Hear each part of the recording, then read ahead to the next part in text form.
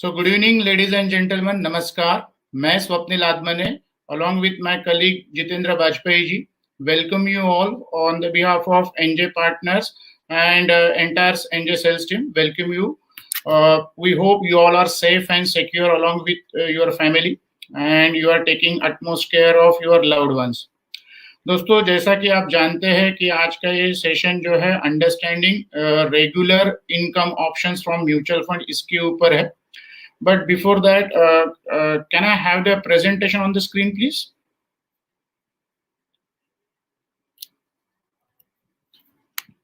जितेंद्र, दिख रहा है presentation? Yes sir, full screen कर. Yes sir, perfect. Okay sir. तो जैसा कि आप जानते हैं कि आज का ये सेशन जो है understanding regular income option in mutual fund है, लेकिन आप में से बहुत सारे लोग पहली बार हमारे साथ जुड़े होंगे.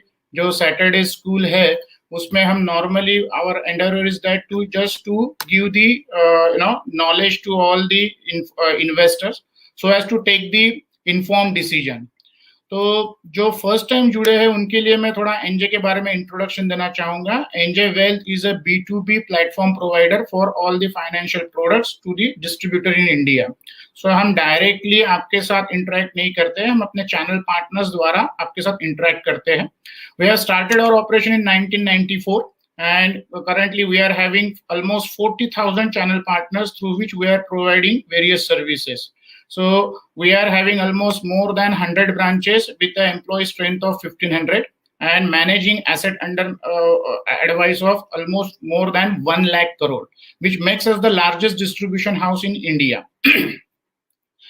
आपने कुछ दिन पहले एक कैफे म्यूचुअल पे आर्टिकल पढ़ा होगा जहां पे we are the largest distributor in SIP book as well, managing more than 750 crore of SIP.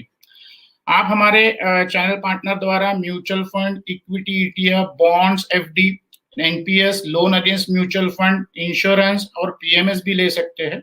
We are a registered non-banking financial corporation. We are having operations in Dubai and Mauritius, as well as we recently we have got a license to sell the mutual fund. So आप कुछ दिनों बाद NJ mutual fund के products भी देख पाओगे. So I will give you a quick introduction about myself. I am Swapnil Admane. I am working here as a senior deputy manager and I am working here from last 16 years. 16 साल से distribution और investor लोगों को awareness का ही काम कर रहा हूँ. I am handling a region which comprises of Pune, Kolhapur and Sangli. So आज का एजेंडा अगर मैं बोलूं तो हम for benefit large what I will do, I will conduct this presentation in Hindi language followed by a question and answer session in English language. Wherever I will feel that there is a important to stress that point, I will reiterate that point in Hindi and English as well. So I request all the participants to stay there till the question and answer session exists. So आज के session में हम ये financial learning का जो हमने lockdown में recently हमने क्या फाइनेंशियल लर्निंग किया है वो हम देखने की कोशिश करेंगे. एसेट एलोकेशन क्या होता है, एग्रेसिव हाइब्रिड फंड पहले क्या होते हैं वो हम देखने की कोशिश करेंगे, क्योंकि जैसा कि मैंने कहा था देयर आर सर्टेन इन्वेस्टर्स जो फर्स्ट टाइम जुड़े होंगे तो उनको म्यूचुअल फंड क्या होता है वो थोड़ा सिखाना पड़ेगा. Understanding regular income option, regular income option होता क्या है, कैसे मिल सकता है वो हम देखने की कोशिश करेंगे एग्रेसिव हाइब्रिड फंड से. एंड वर्किंग ऑफ हमारा कॉन्सेप्ट कॉल्ड मास SWP किस तरीके से काम करता है वो हम देखने की कोशिश करेंगे.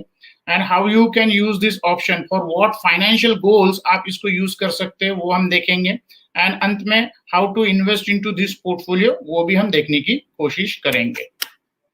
What are the financial learning from the recent lockdown, क्या सीखा हमने. आप भी अप्रिशिएट करेंगे कि हमने ये देखा है कि भाई सभी पैसा खर्चा करके नहीं चल सकता है. There has to be some saving और investment part should be there. बराबर है, हम सब में सेविंग्स और इन्वेस्टमेंट पार्ट होना चाहिए.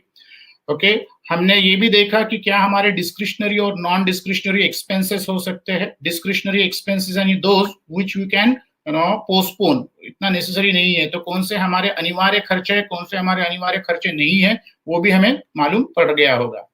Eight the same time insurance का कवर हमें उसका महत्व मालूम पड़ा होगा, because those who have got the hospitalization of their family member और themselves will know that if they don't have a financial insurance cover, तो शायद से उन्होंने अपना फाइनेंशियल सेविंग कहीं तो भी तोड़ के उसका इंश्योरेंस का बिल चुकाया होगा। So important of insurance cover भी हमें मालूम पड़ा है।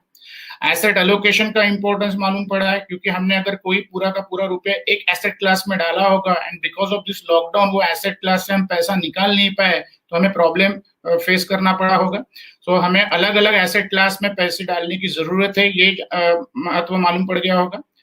Third, alternative source of income, इसका भी महत्व मालूम पड़ा होगा, because those who are having unsecured job या जिन जो छोटे छोटे बिजनेसमैन है, व्यवसायिक है, उन लोगों को प्रॉब्लम हुआ होगा जहां पे एक रेगुलर इनकम उनका उस पर्टिकुलर सोर्स ऑफ एवेन्यू से आता था, वो लॉकडाउन की वजह से बंद हुआ होगा। तो obviously alternate source of income चाहिए था, इसकी हमें कमी खली होगी। And last but not the least, कि ये सभी करने के लिए कौन सा इन्वेस्टमेंट करना चाहिए, कौन सा सेविंग करना चाहिए, which type of insurance should I buy, और किस टाइप से मेरे एसेट एलोकेशन करना चाहिए, और अल्टरनेटिव सोर्स ऑफ इनकम कहाँ से मिल सकता है, इसका कोई जानकार व्यक्ति या कोई प्रोफेशनल डिस्ट्रीब्यूटर का हमें कमी महसूस हुई होगी। सो ये लर्निंग्स हमने रिसेंट लॉकडाउन में देखे होंगे। जो नए लोग हैं उनके लिए मैं बता दूं, म्यूचुअल फंड ऐसा होता है कि हर एक ना म्यूचुअल फंड में हर एक कैटेगरी है, according to SEBI's rules and regulation एक एक कैटेगरी डिफाइन की है। उस कैटेगरी के लिए एक प्रिस्क्राइब टाइम फ्रेम भी डिफाइन किया है कि आपको उस पर्टिकुलर कैटेगरी में आना है तो इतना साल इतने महीने रुकने पड़ेंगे। वो पर्टिकुलर कैटेगरी में वो महीने साल आने तक के, वो थ्रेशोल्ड लिमिट आने तक के हो सकता है you may face negative, positive और वोलाटाइल रिटर्न।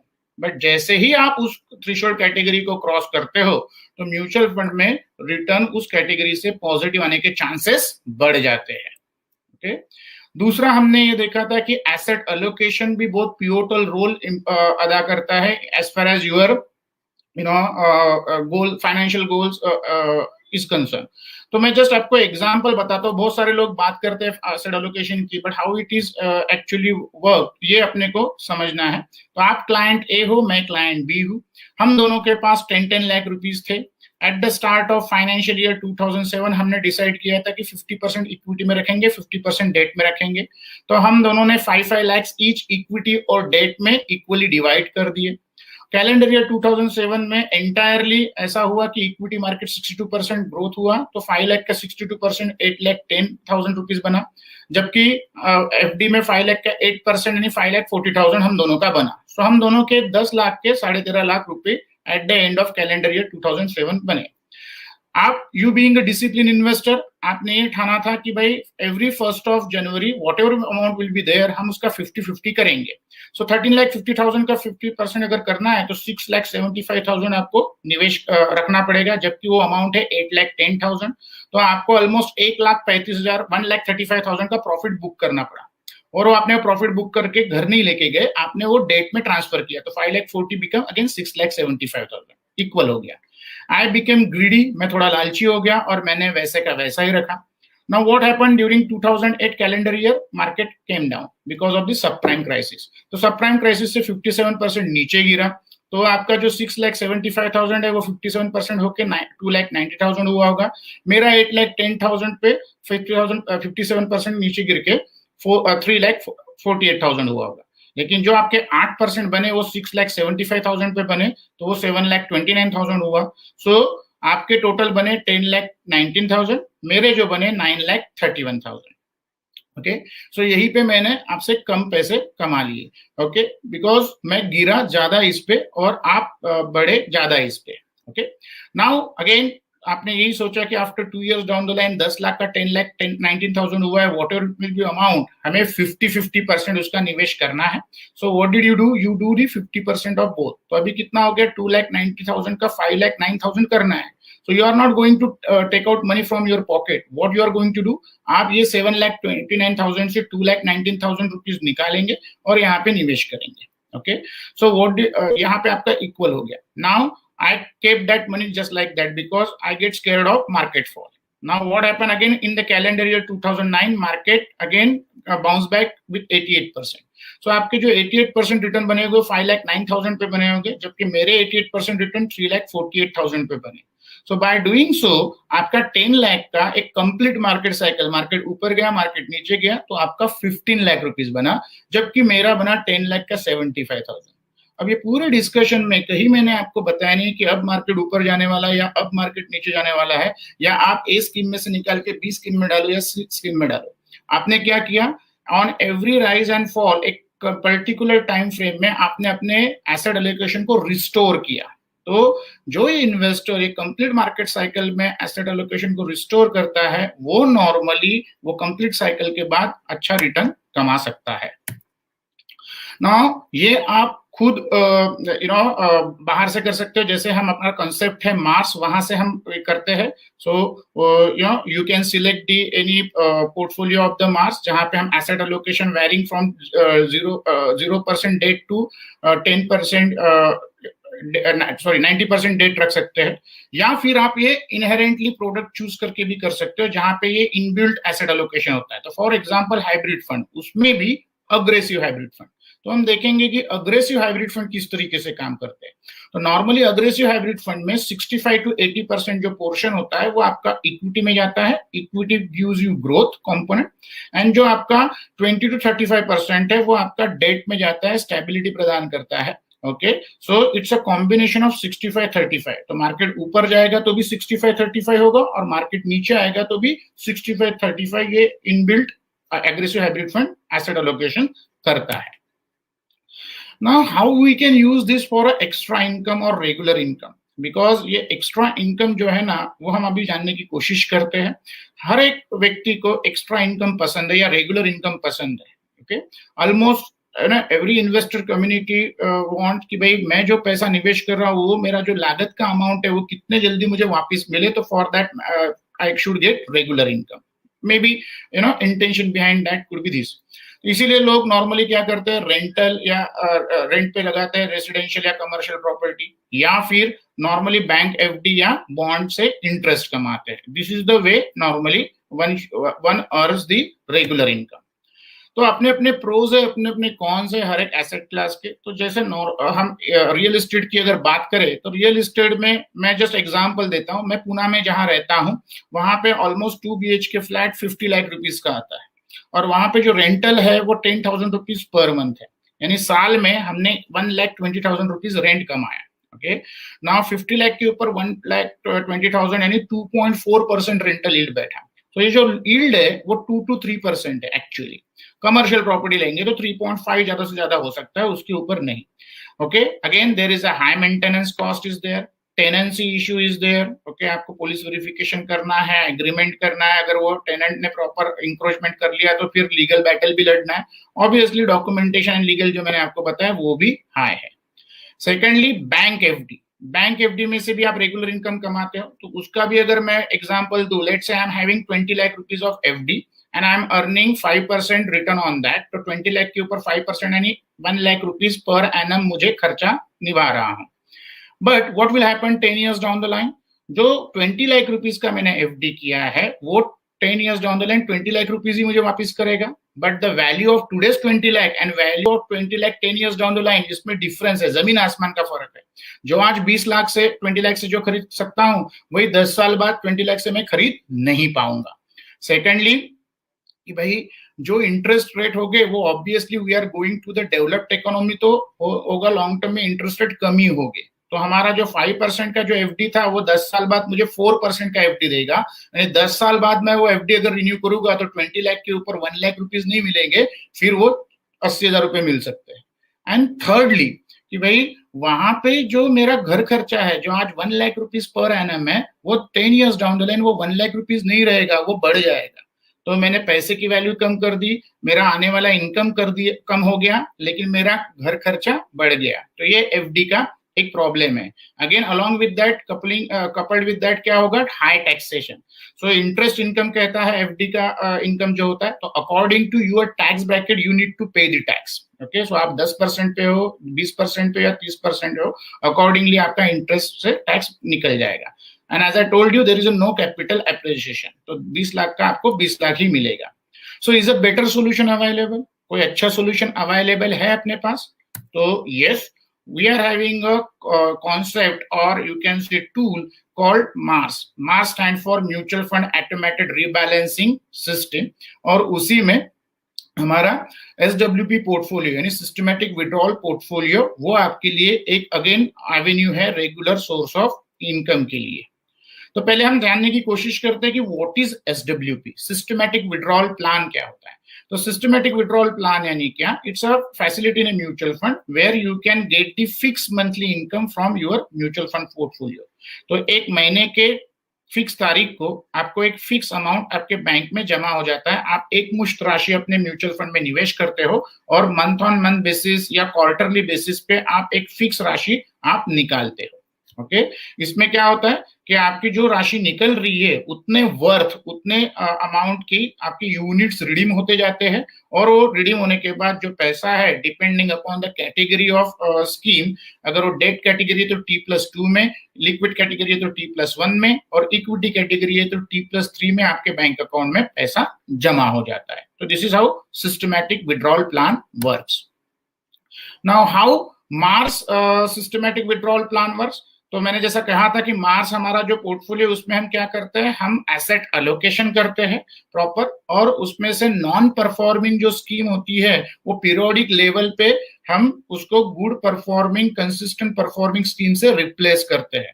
सो एसेट रिबैलेंसिंग भी हो जाता है और गुड परफॉर्मिंग स्कीम उसमें रिप्लेस कर देते हैं। तो इससे क्या होगा कि आपका पोर्टफोलियो अपडेटेड रहता है। Similarly, in Mars SWP portfolio, we are investing into the mix of aggressive hybrid fund and debt fund. तो आपका पैसा जो होगा वो मेजोरिटीली अग्रेसिव हाइब्रिड फंड में इन्वेस्ट होगा और थोड़ा आपका डेट फंड में निवेश होगा। Hybrid fund ensure steady capital appreciation, जैसा मैंने कहा था 65-35% जो अगर इक्विटी कंपोनेंट है, मार्केट ऊपर गया 65, मार्केट नीचे गया तो भी 65, तो ये एसेट एलोकेशन क्या करता है, मार्केट के वेरियस साइकिल में आपको कैपिटल एप्रिसिएशन जनरेट करने में हेल्प करता है एग्रेसिव हाइब्रिड फंड का। And all withdrawals are made from the debt fund. तो जो विड्रॉल है रेगुलर विड्रॉल वो हम डेट फंड से निकालेंगे, जिससे क्या होगा, thereby not impacting units in hybrid fund. तो मार्केट ऊपर है नीचे है उसका इंपैक्ट खाली अग्रेसिव हाइब्रिड फंड को होगा, ना कि डेट फंड को। आपका रेगुलर इनकम डेट फंड से आ रहा है तो आपका रेगुलर इंपैक्ट भी मार्केट के उतार चढ़ाव से इंपैक्ट नहीं होगा।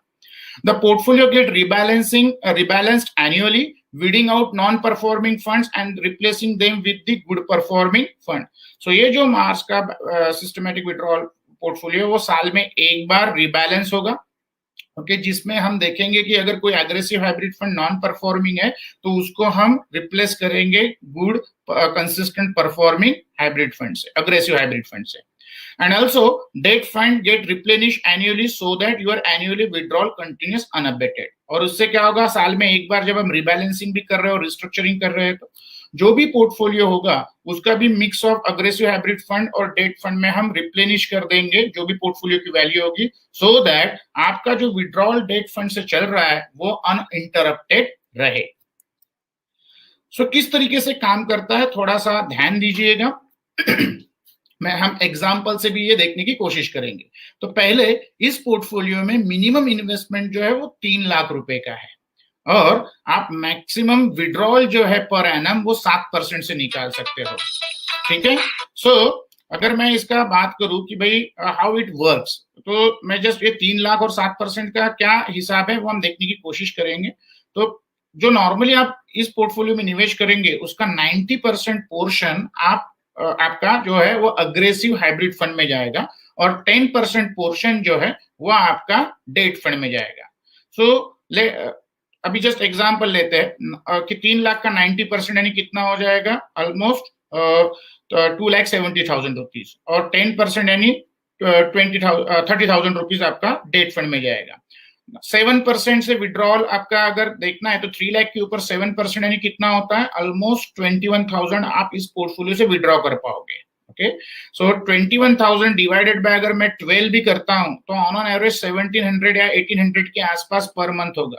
तो आपका जो मिनिमम SWP अमाउंट है वो आपका 1,000 रुपीज के आसपास होता है। वो मिनिमम SWP अमाउंट क्वालिफाई करने के लिए मुझे डेट पोर्शन में कितना पैसा रखना पड़ेगा ताकि उसका 10% जो है वो ओवरऑल पोर्टफोलियो का रहे, इसीलिए मिनिमम 3 लाख रुपए रखा है। तो 3 लाख का 10% हो जाएगा ऑब्वियसली 30,000 रुपीज, और 3 लाख का 7% जो है वो 21,000 रुपीज है, तो कुछ है ना, थोड़ा कुशन रखना पड़ता है, इसीलिए minimum 3 lakh rupees is a ticket size.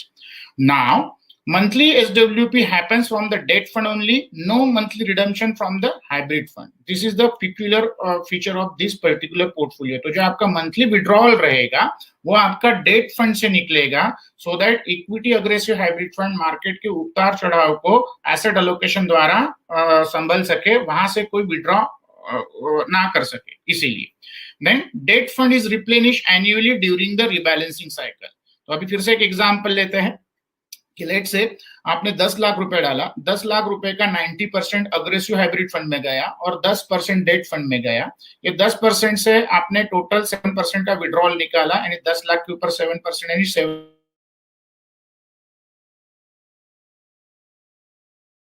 Lakh हो गया होगा अगले साल, मार्केट नीचे गिरा तो 9 लाख का जो भी वैल्यू होगा उसका 10% again will be restore into debt fund and 90% will be again invested into then newly design aggressive hybrid fund, जो भी होगा पोर्टफोलियो. तो आपका 9 लाख का 90,000 रुपया डेट में गया और 8,10,000 रुपया आपका इक्विटी में गया. सिमिलरली अगर ये 10 लाख का वैल्यू बढ़ के 12 लाख हो जाता है तो 12 लाख का 10% यानी 1.2 lakh rupees will be going into debt and 10,80,000 rupees will go into equity schemes, aggressive hybrid fund schemes. SWP stops automatically if the balance amount in the debt fund goes below the value of monthly SWP. अगर आप में से किसी investor ने वो debt fund का पैसा निकाल लिया, ओके, अनइंटेंशनली, तो वहां से SWP जाने वाला था, लेकिन SWP इंस्टॉलमेंट से अगर उस पैसे की वैल्यू कम हो गई होगी तो ऑब्वियसली वो SWP ऑटोमेटिकली स्टॉप हो जाएगी. अगेन फिर से वही एग्जांपल लेते हैं, आपने 10 लाख रुपए डाले थे, 10 लाख में से 1 लाख रुपया आपका डेट फंड में गया, वहां से 6,000 रुपीज पर महीना निकल रहा था, लेकिन आपने एकदम 60,000 रुपया निकाल लिया, तो आपका SWP दूसरे तीसरे महीने में बंद हो जाएगा, बिकॉज जहां डेट फंड से पैसा निकलने वाला था अब उसमें कोई पैसा बचा ही नहीं, तो SWP एक्टिवेट नहीं होगी या SWP फर्दर कंटिन्यू नहीं होगी. Now, why to invest in aggressive hybrid fund? Again, जैसा मैंने बताया था कि अग्रेसिव हाइब्रिड फंड में आपका 65% इक्विटी होता है जो ग्रोथ ओरिएंटेड पोर्टफोलियो है, एंड 35% जो है वो डेट में है, तो आपका लोअर रिस्क लोअर वोलेटिलिटी रहेगा. तो आपका 65% 35% अगर ग्रोथ प्लस लोअर वोलेटिलिटी है तो it will be having a relatively lower volatility then your 100% equity. तो जो आपका प्योर इक्विटी फंड है उससे कम वोलेटिलिटी ये डेट फंड में रहेगी, बिकॉज उसमें सिर्फ 65 अग्रेसिव हाइब्रिड फंड में रहेगी, बिकॉज उसका 65% ही पोर्टफोलियो सिर्फ इक्विटी में जा रहा है. Then auto asset allocation and rebalancing. Sorry, so auto asset allocation and rebalancing से क्या होगा कि भाई 65% इक्विटी एंड 35% डेट है, तो जब मार्केट ऊपर जाता है तो 65% इक्विटी बढ़ के 75% हो गया, तो आप फिर से उसको रिस्टोर करेंगे 65% इक्विटी से. तो इसका मतलब क्या हुआ, आपने बढ़े हुए मार्केट में 10% इक्विटी में से प्रॉफिट बुक किया, और जब मार्केट नीचे गया तो आपका 65% इक्विटी गिर के 55% अगर हो गया तो आप क्या करोगे, वहां पे अगेन 10% आप रिप्लेनिश कर दोगे टू मेक इट 65-35. तो इट इनडायरेक्टली क्या हुआ, बढ़े हुए मार्केट में आपने प्रॉफिट बुक किया एंड गिरे हुए मार्केट में आपने बाइंग इक्विटी ऑन करेक्शंस किया. ओके, सो वही एक इन्वेस्टर चाहता है कि भाई जब मार्केट बढ़े तब मैं प्रॉफिट बुक करूं, और मार्केट जब नीचे गिरे तब मैं क्या करूं, एवरेज आउट करूं. And because of the 65% equity investment into domestic equity, तो ये क्या करता है, अकॉर्डिंग टू सेबी रूल, ये इक्विटी टैक्सेशन क्वालिफाई करता है. इक्विटी टैक्सेशन में अगर आप देखेंगे तो डिविडेंड्स आर टैक्सेबल, ना, डिविडेंड डिस्ट्रीब्यूशन टैक्स लगता है उसको 7.5%. अगर आपने एक साल के बाद पैसा निकाला एक अग्रेसिव हाइब्रिड फंड से, तो 1 लाख के ऊपर अगर आपका एप्रिसिएशन होता है तो बढ़े हुए 1 लाख के ऊपर आपको long term capital gain at the rate 10% से लगता है, और अगर आपने 1 साल के अंदर पैसे निकाला तो उसको शॉर्ट टर्म कैपिटल गेन लगता है, जिसके ऊपर आपको 15% टैक्स भरना पड़ता है. तो aggressive hybrid fund equity taxation में क्वालिफाई होते हैं. एंड फोर्थ वन, क्यों करना चाहिए अग्रेसिव हाइब्रिड फंड, तो जो 35% पोर्शन जो आपका डेट में जाता है उसमें according to interest rate scenario, जो डेट फंड मैनेजर होता है वो अलग अलग वेरिंग मैच्योरिटी के और अच्छे क्वालिटी के पेपर्स वो लेता है। So dynamic management of debt portfolio भी होता है। तो थोड़ा इसका परफॉर्मेंस जानने की कोशिश करेंगे। Please pay attention, this is another important slide of this presentation. क्यों कैसे काम करता है और इसमें क्या ये है प्रोज एंड कॉन्स है। तो हमने क्या किया है, हमने इसके बैक टेस्टेड रिजल्ट किया है, यानी अगर हमने ये पोर्टफोलियो पिछले 15 सालों से अगर रन किया रहता था तो क्या हमें उसके अनुभव प्राप्त हुए वो हमने देखने की कोशिश की है।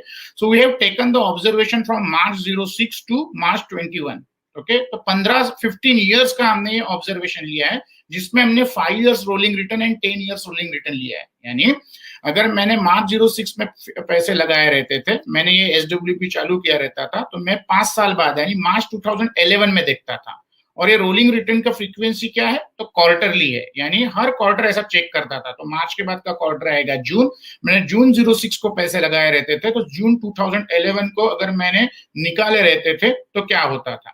तो ऐसा अगर मैं 15 साल में 15 इयर्स में 5 इयर्स वाले अगर देखता हूं तो मुझे 10 इयर्स मिलते थे। 10 इयर्स में ऑलमोस्ट 4 क्वार्टर्स होते हैं, एक साल में 4 क्वार्टर्स होते हैं, तो 10 4 जा 40, ऑलमोस्ट 41 क्वार्टर्स मुझे ऑब्जर्वेशन ऐसे मिलते थे। सो आउट ऑफ 41 टाइम्स क्या किया है मैंने, I had invested 3 lakh rupees, वहां से 7% विड्रॉ करता था, तो 7% यानी कितना होता था 21,000 रुपीज पर एनम। तो 10 इयर्स के हिसाब 5 इयर्स के हिसाब से मैंने 1,05,000 रुपीज वहां से विड्रॉ किए रहते थे।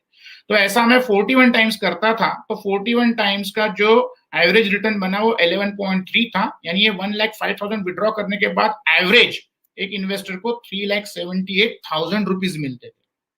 ओके, बट ये 41 में एक ऑब्जर्वेशन ऐसा भी है कि भाई मैंने 3 लाख रुपीज डाले, 1,05,000 रुपीज निकाले, तब भी 5,03,000 रुपीज बने थे। और ये 41 में एक ऑब्जर्वेशन ऐसा भी है कि 3 लाख रुपीज डाले, 1,05,000 रुपीज निकाले, फिर भी 2,18,000 रुपीज ही बने रहते थे, यानी मेरे प्रिंसिपल अमाउंट के नीचे मेरा पैसा गया रहता था। तो आउट ऑफ 41 टाइम्स 7 टाइम्स ऐसा देखा गया है बिटवीन दिस पीरियड कि इन्वेस्टर ने जो पैसे लगाए हैं वहां से उनके प्रिंसिपल अमाउंट कम हुए हैं। कितने टाइम्स, 7 टाइम्स। अगर मैं इसको 5 इयर्स की जगह 10 इयर्स का रोलिंग रिटर्न पकड़ू तो मुझे 21 ऑब्जर्वेशंस मिलते हैं। 21 ऑब्जर्वेशन में ऑब्वियसली अभी मैं 21,000 रुपीज पर एनम के हिसाब से निकालूंगा, तो 10 इयर्स में मुझे 2,10,000 रुपीज निकालूंगा। तो 3 लाख रुपीज डाले, 2,10,000 रुपीज निकाले, 11% तब भी वहां पे मुझे 10 इयर्स का एवरेज रिटर्न बना है, यानी 2 लाख रुपीज निकालने के बाद भी 3 लाख रुपीज का 4,92,000 रुपीज हुआ है। ओके, उसमें 21 में से एक ऑब्जर्वेशन ऐसा भी है कि 3 लाख रुपीज डाले, 2,10,000 रुपीज निकाले, फिर भी मेरा वैल्यू 8,18,000 रुपीज बना, यानी मेरा नेक्स्ट विड्रॉल ये 8,18,000 पे बना रहता था। और 10 इयर्स में एक वर्स्ट ऑब्जर्वेशन ऐसा भी है कि 3 लाख रुपीज डाले, 2,10,000 रुपीज निकाले, फिर भी मेरा 2,96,000 रुपीज बना, यानी 21 में से खाली एक बार ऐसा हुआ कि मेरा प्रिंसिपल अमाउंट कम हो गया, सॉरी मेरा फाइनल अमाउंट प्रिंसिपल अमाउंट से कम हो गया। वो भी कितना कम हो गया, ओनली 4,000 रुपीज। ये तो एफडी में भी आप 3 लाख रुपए डालते तो ऑलमोस्ट 3 लाख रुपए मिलते थे, लेकिन यहाँ पे आपके चांसेस ज्यादा है ऑलमोस्ट, ओके, कि जो आपका जो फाइनल अमाउंट होगा 10 साल बाद आप इन अमाउंट पे नेक्स्ट SWP इनिशिएट करेंगे, सिस्टमैटिक विड्रॉल प्लान इनिशिएट करेंगे। सो बैक टेस्टिंग रिजल्ट में हमने क्या देखा कि 5 इयर्स और 10 इयर्स के पीरियड में आपको 11% एवरेज रिटर्न मिले हैं। Okay, the capital has also appreciated reasonably. अगर आप एवरेज देखोगे तो प्रिंसिपल अमाउंट से ज्यादा ही था, बट एक चीज ये है कि अगर आपने कम होराइजन रखा तो आपके जो प्रिंसिपल अमाउंट से कम यानी फाइनल अमाउंट जो बनता है वो प्रिंसिपल अमाउंट से कम बनने के चांसेस 5 साल में ज्यादा है, जबकि वो 5% चांसेस है 10 साल के पीरियड में। तो लंबा अगर समय रखते हो तो आपको ये चांसेस प्रिंसिपल अमाउंट से कम बनने के चांसेस कम होते हैं। अगेन ये एक इंटरेस्टिंग डेटा है। कुछ लोग पूछते हैं कि why you are investing 10% into debt fund and not entire 100% into aggressive hybrid fund, और वहां से विड्रॉल किए तो क्या प्रॉब्लम है। तो उसका भी हमने एक बैक टेस्टिंग डेटा निकाला, वहां पे भी हमने 5 इयर्स रोलिंग रिटर्न और 10 ईयर रोलिंग रिटर्न, वही ऑब्जर्वेशन वही पीरियड और उतना ही ये किया है विड्रॉल। तो उसमें अगर देखा गया तो 100% एग्रेसिव हाइब्रिड फंड में पैसा डालता था, तो वहां पे मेरे जो एवरेज रिटर्न है वो 3,81,000 है, जबकि मेरे वर्स्ट रिटर्न कितना है 2,03,000 रुपीज। तो अगर आप देखोगे दो स्लाइड पहले वो था 3,78,000 और वहां पे 3,81,000, यानी हार्डली 3,000 रुपीज आपने ज्यादा कमाए। बट वर्स्ट कितना आपने लिया, तो 2,18,000 की जगह वहां पे 2,03,000 थे, यानी 15,000 रुपीज आपका डाउन साइड रिस्क बढ़ जाता था। 10 ईयर्स में भी अगर आप देखोगे तो ये 4,90,000 एंड 2,96,000 है। तो अगर आप देखेंगे यहाँ पे वो बनता था 5 लाख, यानी हार्डली 8,000 रुपीज ज्यादा बनता था, लेकिन आपका डाउन साइड क्या हो गया, 2,67,000 रुपीज बनता था, जो वर्स्ट ऑब्जर्वेशन है, यानी ऑलमोस्ट 29,000 कम बनते थे। वहां पे भी chances of going down with the principal amount are the same, ठीक है, 7 टाइम्स वहां पे भी था प्रिंसिपल अमाउंट नीचे जाने का, और यहाँ पे भी एक बार ही है। लेकिन डेट फंड होने की वजह से आपका डाउन साइड कितना हो गया, 7 to 10% से प्रोटेक्ट हो गया, क्योंकि हमने 10% वहां पे डेट में डाला था। while the upside returns are lower only by 0.1%। अभी आपको डिसाइड करना है कि भाई ये 8,000 रुपए ज्यादा कमाने के चक्कर में मैं 29,000 का रिस्क लेना चाहिए कि नहीं लेना चाहिए। सो इन्वेस्टमेंट में आपको मालूम है कि वॉरेन बुफे कहते हैं कि भाई always protect your capital first, तो वही अपने को करना चाहिए। दूसरा, again this is the most important slide of the presentation, तीसरी स्लाइड है लेकिन this is the most, okay. तो मैं थोड़ा एक्सप्लेन करने की कोशिश कर रहा हूं। लोग पूछते हैं कि कितने परसेंट से हमें विड्रॉ करना चाहिए, तो हमने एक बैक टेस्टिंग एनालिसिस किया 7% से, 6% से और 5% से, ओके। हमने 7% का एक्सप्लेन किया था, तो मैं वही पीरियड ले रहा हूं, बट अभी 6% से क्या होगा, 3 लाख के ऊपर 6% यानी 18,000 रुपीज पर एनम।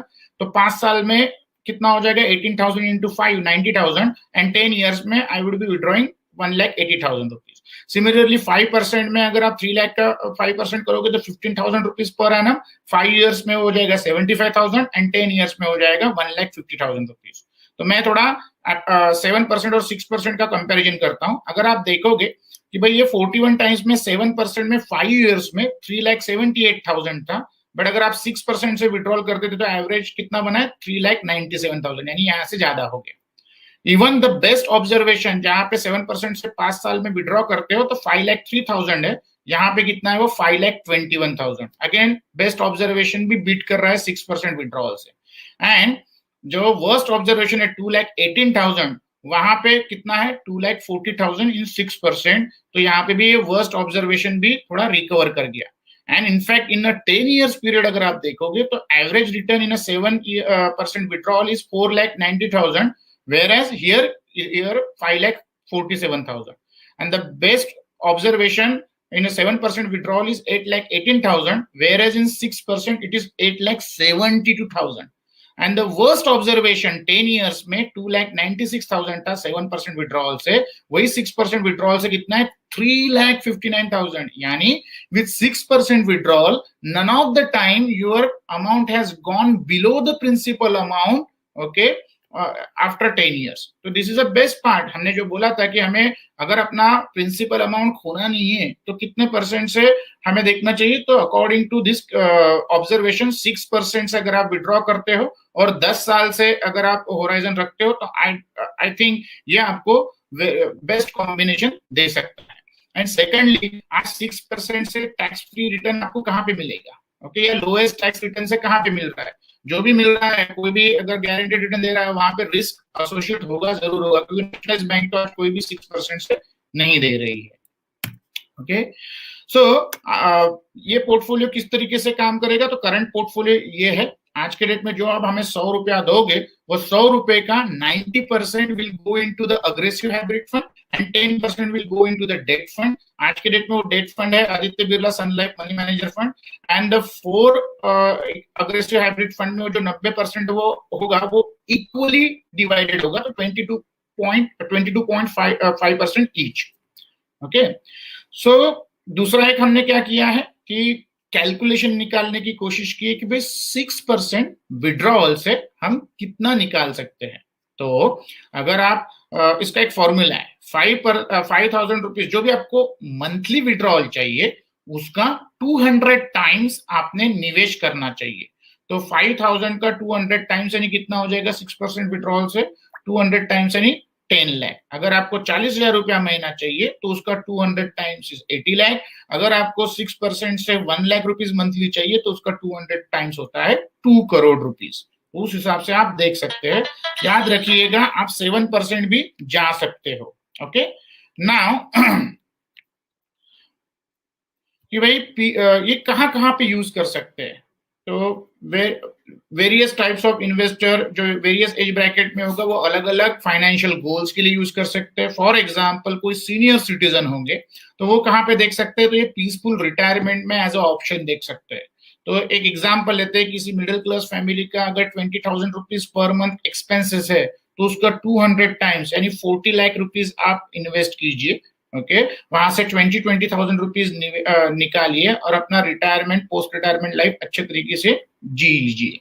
तो ये क्या होगा कि अगर 40 लाख रुपीज है विद 10% अगर रिटर्न भी देता है, जैसा हमने देखा कि बैलेंस अग्रेसिव हाइब्रिड फंड तो 11% रिटर्न दे रहा है, लेकिन हमने 10% कंजर्वेटिव साइड पकड़ा है, तो ये 40 लाख रुपीज का ऑलमोस्ट 1.25 करोड़ रुपीज होगा। ओके अगर आप ये एफडी में रखते थे तो 40 लाख रुपीज का 20 साल बाद भी 40 लाख रुपीज ही होता था। तो आप सोचिए कि अगर मेरा खुद का एग्जाम्पल है, मैं ये अगर 20,000 रुपीज के हिसाब से 40 लाख रुपीज इन्वेस्ट करता हूं, ऑब्वियसली 20 साल बाद शायद से मैं नहीं रहूंगा ये 1.25 करोड़ एंजॉय करने के लिए, लेकिन मेरे पश्चात जो मेरे बच्चे हैं वो ये 1.25 करोड़ अगर उनको मिलते हैं तो ऑब्वियसली वो मेरा फोटो हर एक बेडरूम में लगाएंगे कि पापा 1.25 करोड़ दे के गए। ठीक है, अगर मैं ये एफडी में रखता था तो 40 लाख का 40 लाख ही देके जाता था।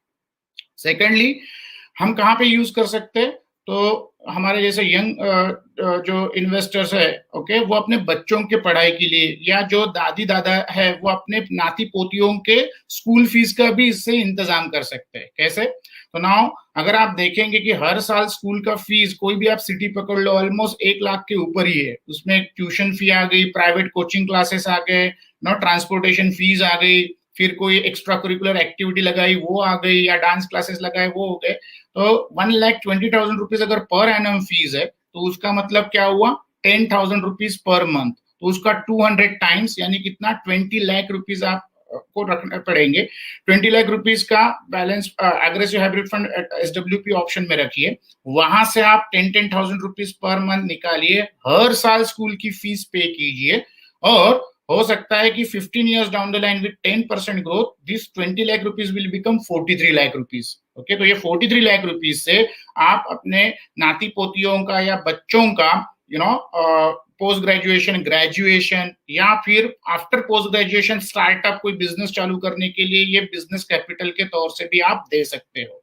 लेकिन वो नाती पोतियों को भी फक्र होगा कि भाई मेरा जो एजुकेशन है वो मेरे पेरेंट ने अपने पैसों से किया है। ओके मेरे मम्मी पापा से नहीं मांगे। थर्डली अगर हमें हॉलीडेज का क्रेज है या आदत है तो आप अपना हॉलीडे का भी कॉर्पस यहां से बना सकते हो। ऑन एन एवरेज अगर देखा जाए तो 2,40,000 रुपीज पर फैमिली एक हॉलीडेज का खर्चा है, बेयर मिनिमम उसके ऊपर ही लगता है, तो 20,000 रुपीज पर मंथ हो गया। तो rather than giving any club membership आप अपना खुद का क्लब मेंबरशिप इससे कर सकते हो। अगर आपके पास 40 लाख रुपीज है तो 20,000 रुपीज आप वहां से हर महीने निकालिए। ये 40 लाख रुपीज का हर साल आप लागे तो अपना हॉलीडेज एंजॉय कर सकते हो after pandemic obviously. Then 20 years down the line क्या होगा, ये 40 लाख रुपीज का जो होगा वो 1.25 करोड़ होगा। तो विद दिस 1.25 करोड़ आप वर्ल्ड टूर भी कर सकते हो। तो आपका हर साल का हॉलीडे भी हुआ and eight the end of the day जब आपको वर्ल्ड टूर पे जाना है तो उसका कॉर्पस भी क्रिएट हो गया। So this you can use it as a holiday. इसके लिए अनदर कहां से यूज कर सकते हो, तो आप अपना इस पर्टिकुलर कॉर्पस से एक ई फ्लैट इलेक्ट्रॉनिक फ्लैट बोलो या वर्चुअल फ्लैट बोलो, जहां से हम रेंटल इनकम की बात करते हैं या रेंट पे करने की बात करते हैं, तो वो आप यूज कर सकते हो। तो फॉर एग्जांपल कि भाई आपके पास अगर एक डाउन पेमेंट करने वाला पेमेंट है और आप वहां से फिर से ईएमआई भर के कोई फ्लैट लेने वाले थे और आप उसको किराए पे चढ़ाने वाले थे और वहां से रेंटल इनकम कमाने वाले थे, उससे अच्छा आप वो डाउन पेमेंट का पैसा ये अग्रेसिव हाइब्रिड फंड में डालिए। अगर आपका 15,000 रुपए का रेंटल इनकम का सपना था तो उसका 200 टाइम्स यानी 30 लाख रुपीस ओके, आप रख सकते हो। वहां से 15,000 रुपीज आपका रेंटल इनकम के हिसाब से 6% से विड्रॉ कर सकते हो। And 15 years down the line with 10% growth you will get 65 lakh rupees. Okay, इससे फायदा क्या हुआ? आपको फ्लैट लेने के लिए जो रजिस्ट्रेशन या स्टैंप ड्यूटी भरनी पड़ती थी वो नहीं भरनी पड़ी। दूसरा, आपको लोन लेना नहीं पड़ा, उसके लिए ईएमआई भरना नहीं पड़ा। तीसरा, आप बोल सकते हो रेंटल एग्रीमेंट नहीं करना पड़ा, पुलिस वेरिफिकेशन नहीं करना पड़ा, वो टेनेंट के आपको टैंट्रम सहने नहीं पड़े या सोसाइटी की कंप्लेंट सहनी नहीं पड़ी। ओके, आपका प्रॉपर्टी टैक्स भरना नहीं पड़ा।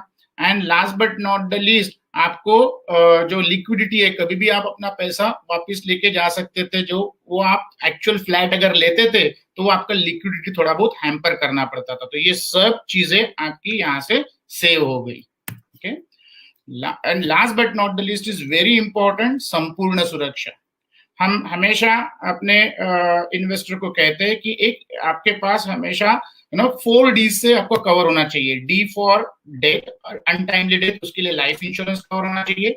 डी फॉर डिसेबिलिटी, उसके लिए पर्सनल एक्सीडेंट कवर होना चाहिए। डी फॉर डिसीज, उसके लिए हेल्थ इंश्योरेंस कवर होना चाहिए और क्रिटिकल इलनेस होना चाहिए। एंड डी फॉर डिजास्टर, तो उसके लिए होम इंश्योरेंस और आपका motor insurance with the regulatory aspect से होता ही है। अब अगर मैं बताऊं कि एक 40 साल वाले आदमी को मात्र 84,000 रुपए लगते हैं ये सब कवर लेने के लिए। उसमें अगर वो टर्म प्लान लेता है 1 करोड़, उसमें क्या क्या आएगा मैं बता रहा हूँ। 1 करोड़ का टर्म प्लान आएगा, 50 लाख रुपए का पर्सनल एक्सीडेंट आएगा, 25 लाख रुपए का, उसमें से 5 लाख रुपए का बेस कवर और 20 लाख रुपए का super top up health insurance आएगा। और अपना मोटर का भी इंश्योरेंस प्लस घर का भी इंश्योरेंस उसमें कवर कर पाएगा मात्र 84,000 रुपीज में। लेकिन ये 84,000 रुपीज में क्या हुआ कि अगर कल चल के वो चला गया तो उसके पश्चात 1 करोड़ रुपए उसके फैमिली को मिलेंगे, जो उसका स्टैंडर्ड ऑफ लिविंग और फाइनेंशियल गोल इंश्योर करेंगे। अगर वो एक्सीडेंट में चला गया तो 1.5 करोड़ रुपए मिलेंगे, क्योंकि 50 लाख रुपए पर्सनल एक्सीडेंट कवर भी है। ओके, अगर वो एक्सीडेंट में परमानेंट डिसेबल्ड हो जाता है तो जिंदा रहने के बाद भी 50 लाख रुपीज का उसको सम एश्योर्ड रिवॉर्ड होगा। अगर ऊपर वाला ना करे, उसके फैमिली मेंबर में 2 एडल्ट 2 किड्स का अगर हॉस्पिटलाइजेशन होता है तो 25 लाख रुपए वर्थ उसको कुछ भी खर्चा करने की जरूरत नहीं है। और उसका मोटर या घर को कुछ डिजास्टर होता है तो उसको भी उसको फाइनेंशियल लॉस इंश्योरेंस सेटअप करके देगा ये 84,000 से। और ये भी आपको अपने जेब से भरना नहीं है। ये कितना हो गया? 7,000 रुपीज पर मंथ, यानी उसका ऑलमोस्ट कितना 200 टाइम्स, यानी 14 लाख रुपीज आपके पास है तो आप ये 14 लाख रुपीज यहाँ पे रखिए मार्स विद एसडब्ल्यूबी पोर्टफोलियो में। सो वहां से 6% यानी आपका 84,000 रुपीज हर साल निकालिए। हर साल आप ये इंश्योरेंस के कवर पे कीजिए, so that you are insuring any other revenue source for your financial loss. और क्या होगा, ज्यादा से ज्यादा ये जो भरे हुए प्रीमियम आपको वापस नहीं मिलेंगे। इसका मतलब क्या है? इसका मतलब ये है कि आपको कुछ हुआ नहीं, आप जिंदा हो। ओके, आपके फैमिली का हॉस्पिटलाइजेशन नहीं हुआ, आपका परमानेंट डिसेबिलिटी नहीं हुआ, या घर या कार को कुछ प्रॉब्लम नहीं हुआ। ऐसा हो सकता है, बहुत अच्छी चीज है अगर ऐसा होता है तो। लेकिन 25 साल के जर्नी में इसमें से कुछ ना कुछ होगा तो आपके इंश्योरेंस का तो आपको इसका फाइनेंशियल लॉस सेटअप होगा। एट द वर्स्ट क्या होगा कि ये 84,000 साल के भर रहे हैं वो चले जाएंगे, लेकिन वो भी सेट ऑफ हो रहे हैं। कैसे? क्योंकि ये 14 लाख जो आपने अग्रेसिव हाइब्रिड फंड में डाले हैं वो आपको 10% रिटर्न से 44 लाख रुपए एट द एज ऑफ 60 यानी 20 साल बाद देंगे। मैंने 40 साल वाले का एग्जाम्पल लिया है। ओके, सो जिंदगी के बाद भी 1 करोड़ मिला और जिंदगी के साथ भी 44 लाख रुपीज मिले। Okay, so this is a good you can say provision for doing संपूर्ण सुरक्षा of yourself and your family। तो ये हमने कुछ चार्ट बनाया है अकॉर्डिंग टू यूर एज। आपको ये सब कवर लेने के लिए कितना टोटल प्रीमियम लगेगा, अकॉर्डिंगली टोटल मंथली खर्चा कितना आएगा, अकॉर्डिंगली आपको कितना aggressive hybrid fund SWP portfolio में निवेश करना पड़ेगा, और ये करने के बाद भी एट द एज ऑफ 60 आपको क्या एक्सपेक्टेड राशि मिल सकती है विद 10% ग्रोथ, अगर मैं एज्यूम करता हूं तो। गारंटेड नहीं है, लेकिन हमने देखा बैक टेस्टिंग से कि ये इस तरीके से मिलना होता है। आप अपने फाइनेंशियल डिस्ट्रीब्यूटर या हमारे एनजे पार्टनर से इसका डिटेल में ब्यौरा ले सकते हैं। हाउ टू इन्वेस्ट, बहुत सिंपल तरीका है। पहला कि ये ऑनलाइन प्रोसेस होगा because so many investors are interested in doing this. In fact अभी तक के तो बहुत सारे इन्वेस्टर ने निवेश भी कर लिया है। तो ये ऑटोमेटेड प्रोसेस है, ऑनलाइन प्रोसेस है, तो ऑब्वियसली इसके लिए ऑनलाइन अकाउंट लगेगा। इसके लिए आपका हमारे पास ऑनलाइन अकाउंट होना जरूरी है, ई वेल्थ होना जरूरी है, बिकॉज ये मैन्युअली पॉसिबल नहीं है।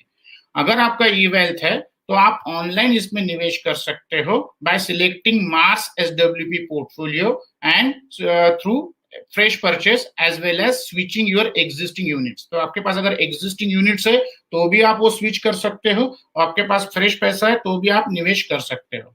ये एक पहली स्टेप हो गई। दूसरी स्टेप आपको क्या करनी है, जब आपने वो निवेश कर लिया और आपको यूनिट्स अलॉट हो गए, उसके बाद आपको एसडब्ल्यूपी यानी रेगुलर इनकम का जो इंस्ट्रक्शन होता है वो लगाना है। आपने मात्र निवेश कर दिया तो आपका रेगुलर इनकम एक्टिवेट हो गया, ऐसा कतई नहीं है। आपके यूनिट्स अलॉट होने के बाद आपको दूसरी स्टेप वो करनी है कि आपको मैक्सिमम 7% के हिसाब से आप वो विड्रॉ कर सकते हो, वो इंस्ट्रक्शन देनी है। सो प्लीज नोट दैट कि भाई SWP will be registered separately only and not at the time of purchase in the portfolio. And वो जो पाथ है वो इस तरीके से आपको दिया हुआ है। आपको अगर बेस्ट रिजल्ट चाहिए इस पोर्टफोलियो से तो आपको क्या करना है, तो first and foremost important is that कि आपका 5 साल का बेयर मिनिमम होराइजन होना चाहिए। वो देखिए 1 साल 2 साल 3 साल के लिए तो कतई मत आइए। ओके, 5 years और मोर देन दैट। इनफैक्ट मैं बोलूंगा आपको 10 साल का होराइजन है तो बेस्ट है। Okay, longer the better.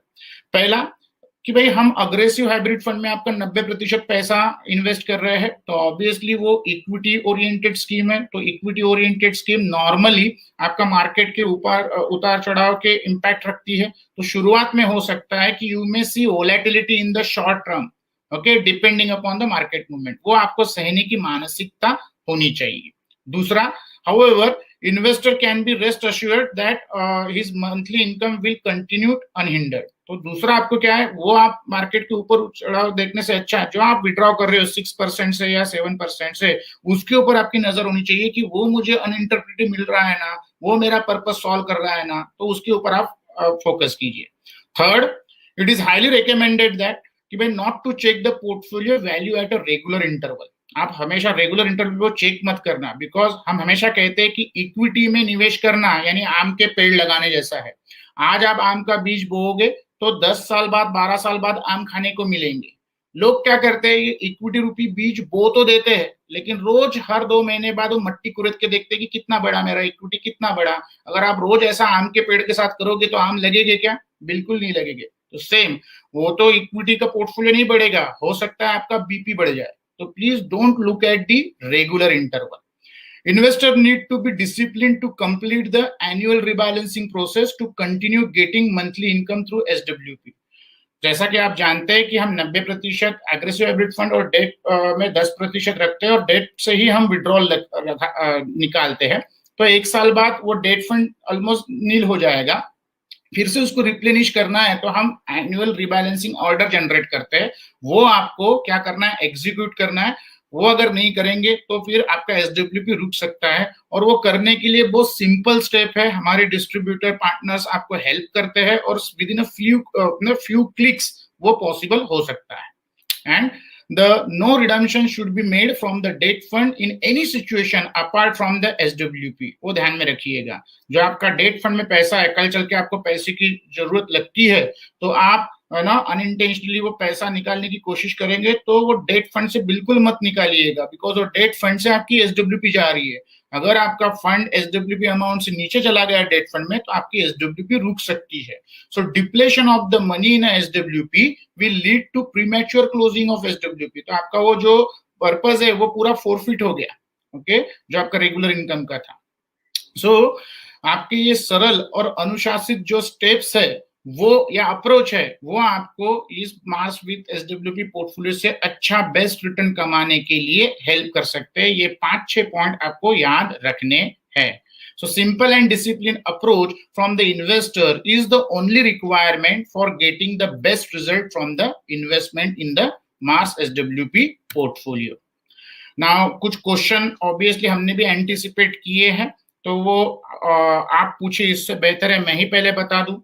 तो भाई क्या मैं अपने एग्जिस्टिंग स्कीम ये मार्स एसडब्ल्यूपी पोर्टफोलियो में स्विच कर सकता हूं अगर मेरा ई वेल्थ है? तो ऑब्वियसली आपके पास ई वेल्थ है और आपने वो आपके एग्जिस्टिंग म्यूचुअल फंड स्कीम है तो वो आप स्विच कर सकते हो। इसके लिए हमारे एनजे पार्टनर्स आपको हेल्प करेंगे, आप उनसे पूछिए, वो आपको उसको स्विच करने का तरीका वो बताएंगे। सेकेंडली, क्या मेरा जो आप में से हो सकता है कि कुछ एग्जिस्टिंग एनजे के इन्वेस्टर आज सुन रहे हो, तो वो उनका ऑलरेडी एग्जिस्टिंग मार्स का पोर्टफोलियो है, तो क्या वो ये मार्स का पोर्टफोलियो स्विच कर सकते हैं मार्स एसडब्ल्यूपी में? बिल्कुल स्विच कर सकते हैं। उसके लिए भी हमारे एनजे पार्टनर्स आपको हेल्प करेंगे। आप उनको कॉल करें, अगर आप इंटरेस्टेड हो तो आप यहाँ पे कमेंट भी लिख दे, so that we will ask our NJ partners to contact you कि आप इंटरेस्टेड हो। Third, can I start my SWP later? मैं अपना एसडब्ल्यूपी बाद में चालू कर सकता हूं। बिल्कुल, आप कभी भी जब चाहे आप अपना एसडब्ल्यूपी चालू कर सकता है, क्योंकि मैंने आपको पहले ही बताया है कि भाई आपको पहले पैसे इन्वेस्ट करने हैं और दूसरा स्टेप है एसडब्ल्यूपी इनिशिएट करने का। जब तक के आप एसडब्ल्यूपी इनिशिएट का रिक्वेस्ट नहीं देंगे, वो पैसा वैसा ही इन्वेस्टेड रहेगा और वो ऑटोमेटिकली रिबैलेंसिंग 90-10 हर रिबैलेंसिंग साइकिल में होगा। तो आप जब चाहे तब आप अपना एसडब्ल्यूपी का रिक्वेस्ट दे सकते हो।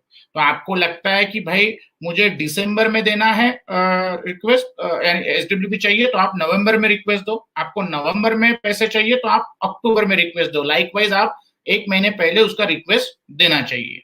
ओके, तब से आपका अगले महीने से एसडब्ल्यूपी इनिशिएट होगा। Can I change my SWP amount? क्या मैं अपना एसडब्ल्यूपी अमाउंट चेंज कर सकता हूँ?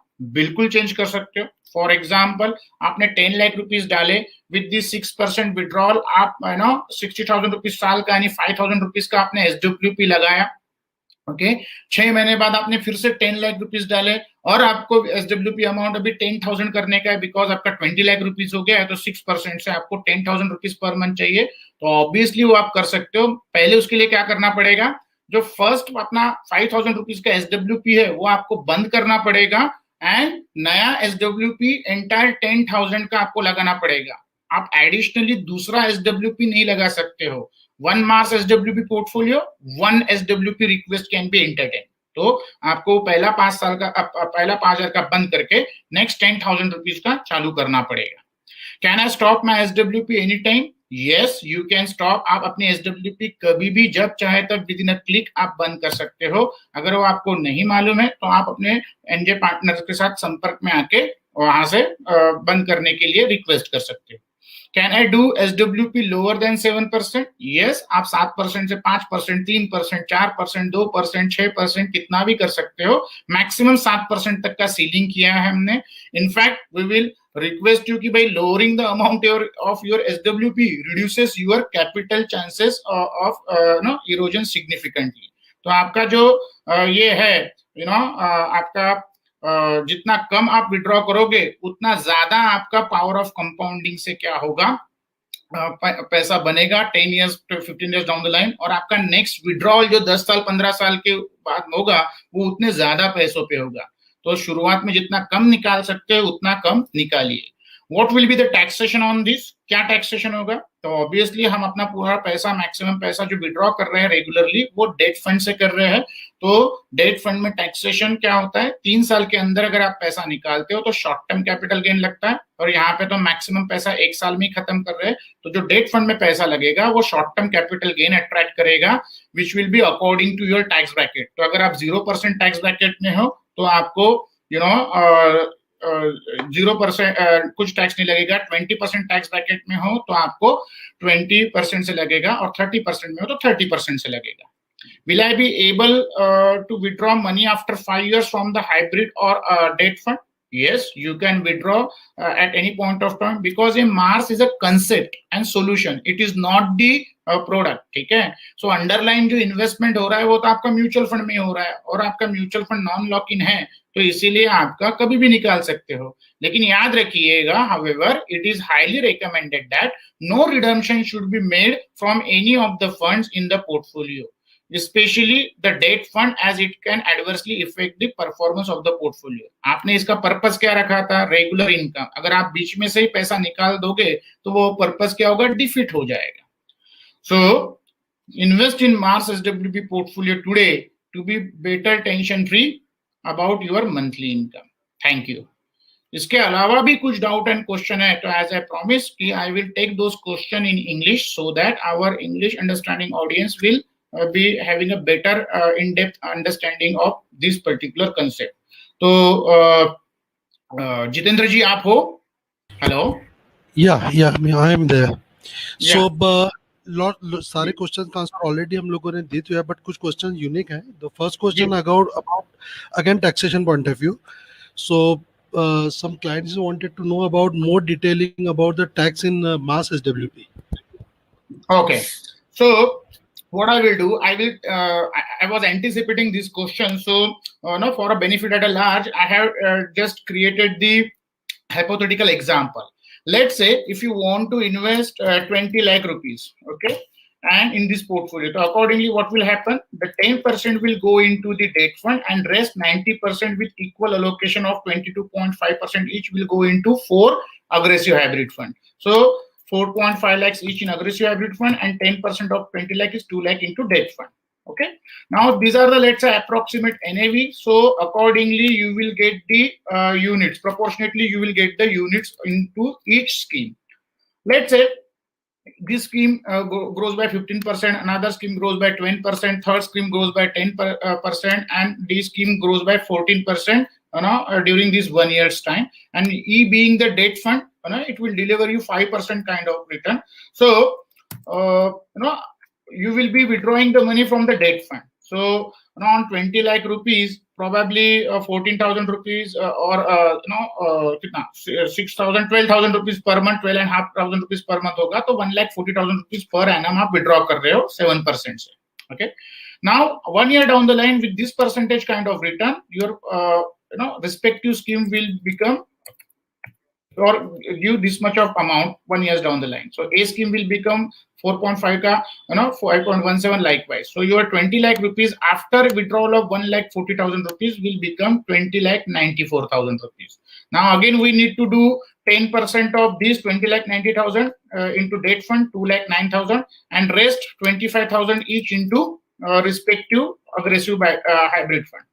Now the value of this fund is 5,17,000, whereas I need to rebalance it to 4,71,000. So what I need to do, I need to withdraw 46,000 rupees from this scheme, 32,000 rupees from this scheme, 23,000 rupees from this scheme, and I need to add 1,44,000 into debt scheme, because already I have taken out the money, and for future SWP purpose, I need to add that money. So now this is not your capital gain. Try to understand. ये आपका capital gain नहीं है. Is this much of, if this scheme has given you 15% kind of return, so the NAV of 15 rupees will become 17.25. Okay, NAV of 25 with 20% 15 कितना था वो 12% return will become 28 rupees, and likewise. So this much of amount you need to withdraw at this NAV. That means you will be withdrawing this many units.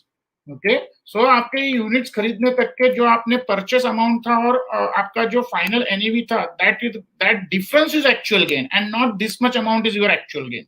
So your gain is now 6,000, 3,000, 2,000, 5,000, and 6,800 rupees from debt fund. So on this you will be paying 30% tax. Okay, so it will become 2,000 rupees. On that you will pay 10% tax, long-term capital gain, if the total sum is above 1 lakh rupees. Okay, if it is not 1 lakh rupees, then you don't have to pay the tax on this 4 scheme even. So on entire 20 lakh portfolio, even if you are considering long-term capital gain on equity fund and short-term capital gain on a debt fund, still you, which is meager 0.19% taxation. Now you have to decide whether you need to pay 0.19% or should book a profit of almost, how much? 94,000 rupees. That is a question you need to ask. In the worst condition, what will happen? This particular poor return performing scheme will be replaced with the another scheme. So this entire 20,000 rupees will be your taxation. So in that scenario, if this scheme gets replaced by another scheme, still your taxation will be only 5,889 rupees, which is again 0.29%. I hope this clarifies your doubt about the taxation. Okay, any which ways, this sheet is available with your NJ partners. They will help you out to calculate the taxation according to your rate of projection or rate of return what you are projecting, and then they will calculate accordingly. Thank you. Next question, please, Jitendra. The second question is, what is the minimum amount investing in Mars SWP and how to do annual rebalancing in Mars SWP? Okay, so minimum investment in a Mars SWP is 3 lakh rupees. Okay, and annual rebalancing will be done once in a year, and you don't have to worry about wait for the annual rebalancing. Our system will generate that rebalancing order, and the information will be communicated accordingly to your respective NJ funds partner as well as to you as well. Okay, and we normally give reminder after reminder, and we normally keep 15 days gap. Okay, for that you need to log on your eWealth account, and there are only 2 clicks which you need to make for rebalance. I hope this clarifies the doubt, Jitendra. Right. Next question तो नहीं, but एक solution मांगा है clients ने. They asked them कि उनके पास एक real estate properties है 50 lakhs की, और वो उसको परचेस करना चाहते हैं for rent of point of view, and वहाँ से रेंट अराउंड 10,000 के आसपास का रेंट आने वाला है. सो शुड इज बाय और not? Okay, so again the same question जो मैंने बताया था. चलो मैं आपको ई फ्लैट का कॉन्सेप्ट फिर से समझाता हूँ. Okay, I will let you understand the concept of E flat. Now if you want to invest 50 lakh rupees into E flat, okay, so what will happen? Okay, you are having 2 options. You are having entire 50 lakh rupees to deploy, or normally a middle class family, what does it do? They invest part of money as a down payment and take EMI. Okay, so now firstly you need to pay registration fee and stamp duty for buying a flat. Okay, secondly, if you are taking a loan, then you need to pay the EMI or loan behind that. Okay, third, then if you want to put it on a rent, definitely you need to do a rental agreement as well as police verification. Okay, and fourth, if there is a tenant which gives you problem, or there is a risk of encroachment is also there. Fifth, you are having a society maintenance, or probably that flat maintenance every year when the tenant will vacate that flat and you want to put it to the next tenant. So you need to you can say repair that flat, or you have to repaint it and all that. The expenses will be there. You will incur expenses on that as well. Then income tax will be there because it's a rental income, so you need to pay income tax on that as well, and as well as property tax for that flat. Okay, and fifth one, if you want to sell that flat, okay, what will happen? You will not have immediate liquidity. You will not get the buyer just like that. Okay, so all these 5-6 issue will get resolved if you put that money into this kind of thing. Okay, and the rental yield is what? How much? 2 or 3%. As I give in the example of my own territory, because here in Pune, where I'm residing right now, a flat is costing 2 BHK is costing 50 lakh rupees, and the rental income is 10,000 rupees per month, which gives 1.2 lakh rupees per annum, which is 2.4% on 50 lakh rupees of investment. Here you are getting 6%. No need to do a registrations, pay the stamp duty, do the police verification, pay the society maintenance. Okay, and all these things or issues which I mentioned you, and a peaceful life. You can liquidate this money at any point of time, and no encroachment on your amount. Nobody can steal this amount. Okay, so this is the best way, I guess, you should do it.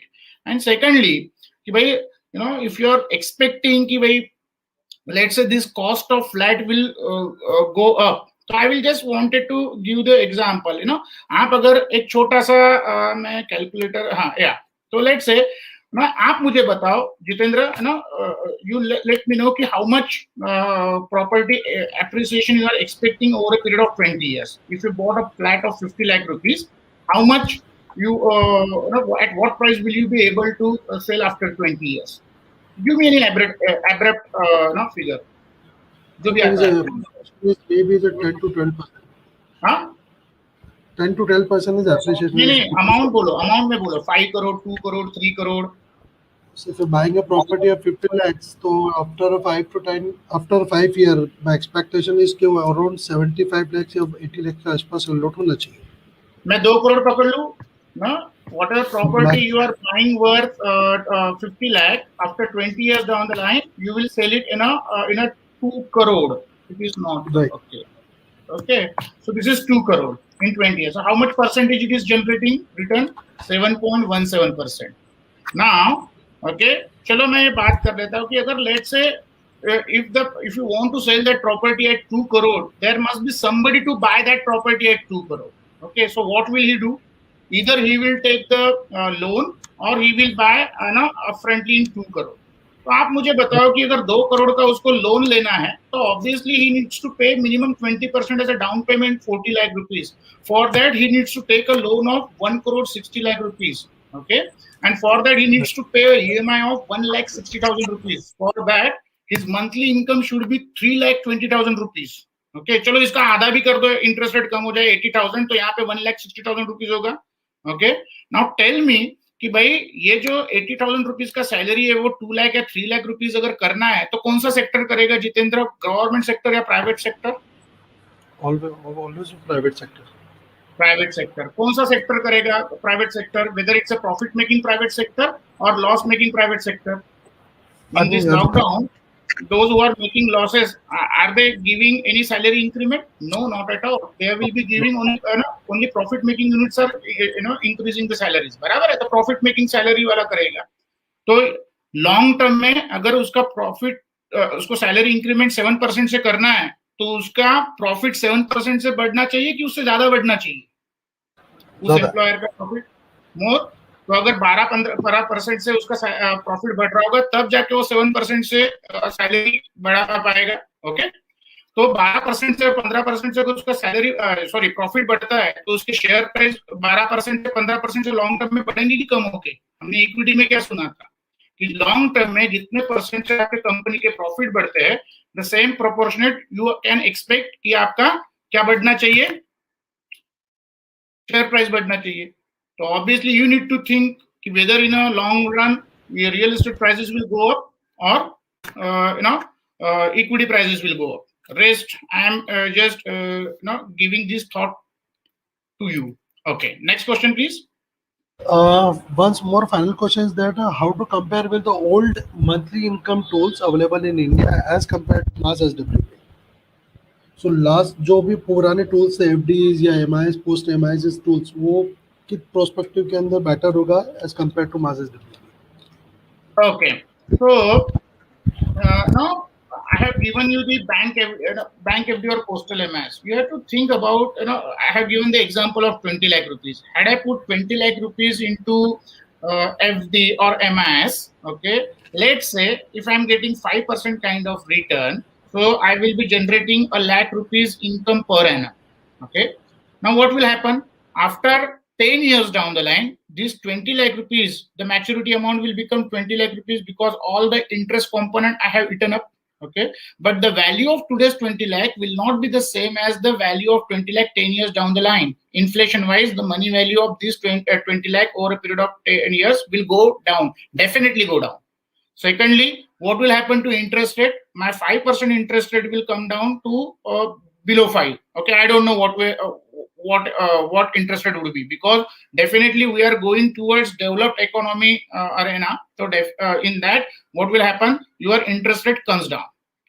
Thirdly, now my annual expenses, which is 1 lakh rupees per annum in today's scenario, definitely it will grow more than 1 lakh rupees 10 years down the line.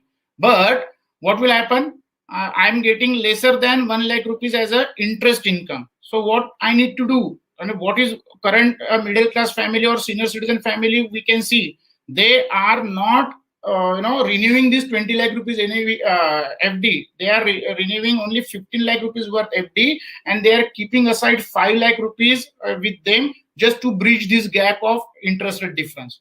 So over a period of time, by doing so, it may be have a chance that you will erode your capital and you will reach to zero capital if you put entire your money into the interest component asset class. Next question. Right, almost सारे questions cover कर चुके हैं. There is no question almost. Okay, तो just मैं आपको सबसे फिर से रिक्वेस्ट कर रहा हूं कि भाई आप यहाँ पे मिनिमम 7% से विड्रॉ हो सकता है. ओके, बट 7% से विड्रॉ मत कीजिए. अगर हो सके तो 6% से विड्रॉ कीजिए, बिकॉज 6% से अगर आप देखोगे तो 10 इयर्स पीरियड में आपके चांसेस जो है वो प्रिंसिपल अमाउंट से बहुत प्रिंसिपल अमाउंट से ज्यादा ही बनेगा. एक भी बार ऐसा नहीं हुआ है कि आपने वहां से कम रिटर्न कमाया होगा. But please invest some money into this kind of you can say provision, so that आपका एक रेगुलर इनकम का ऑप्शन आपका बना रहे. So with this note, I would like to thank each one of you for patiently listening this investor meet. And again, I am requesting you, if you are interested to invest into the Mass with SWP portfolio, please type the comment that you want to invest, so that our NJ partners who have invited you will call you back and serve you accordingly. Okay. फिर भी आपको कुछ difficulty है, फिर भी आपको कुछ जानना है, तो भी आप उनको कांटेक्ट करने के लिए कमेंट में डाल सकते हैं, या फिर आप उनको ये इन्वेस्टर मीट खत्म होने के बाद पूछ सकते हैं. So on this note, thank you for joining this session, and we are concluding this session. You may log out.